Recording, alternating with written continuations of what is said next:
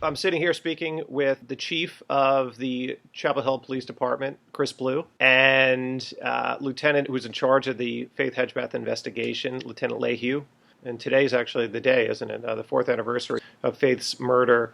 We ran the story last year. Now, Chief, you brought up the call, and that call was what we're referring to as the butt dial from Faith's phone, that she called up a friend. The friend didn't answer, but she left a message on there. And what we had done is took that call to a forensic investigator who stripped out a lot of the background noise and was able to give at least some pieces of what was going on. And it certainly sounded like there was at least an argument, whether it was a struggle and whether you could understand who the names were of people that were in it.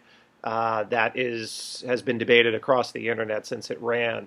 As technology advances, we're able to do more things, or perhaps different things, than we were able to do in 2012. We do have physical evidence that about the time frame around that call, and we do know that Faith was okay after that call, so the call was not made at the time of her death. And where is that coming from? Is that coming from the phone of the friend, or in terms of the timestamp, or is that coming from the communications carrier?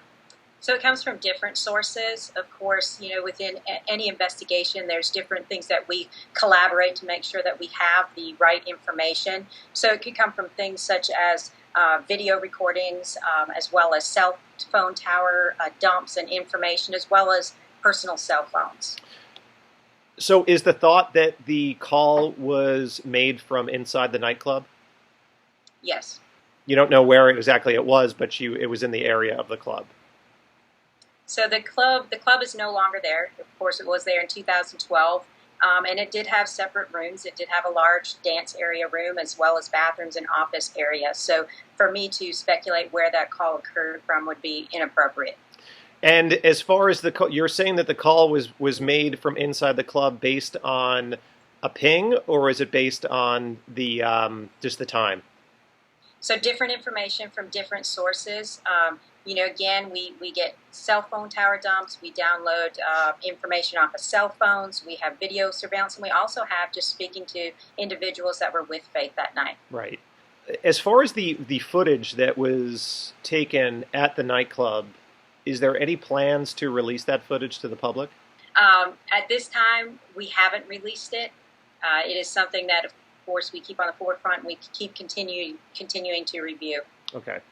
The autopsy, and one of the things that had come out since our investigation, was the idea of that there was a bottle found, and the bottle was not broken. It was intact, but that might have been potential murder weapon. Is that in case the fact that is the murder weapon? It is believed to be at least a weapon that was used. Okay. Do you have any words or messages to the Hedgepeth family? Just that our thoughts and prayers continue to be with them. We talk often and continue to maintain a very close relationship with them, and our thoughts are always with them. I think it's important to add, too, that we're very confident. It's not a question of if this case will be cracked. It's a question of when. We'll say that with great certainty. And we've communicated that to Faith's family, too. I think they need to hear that often.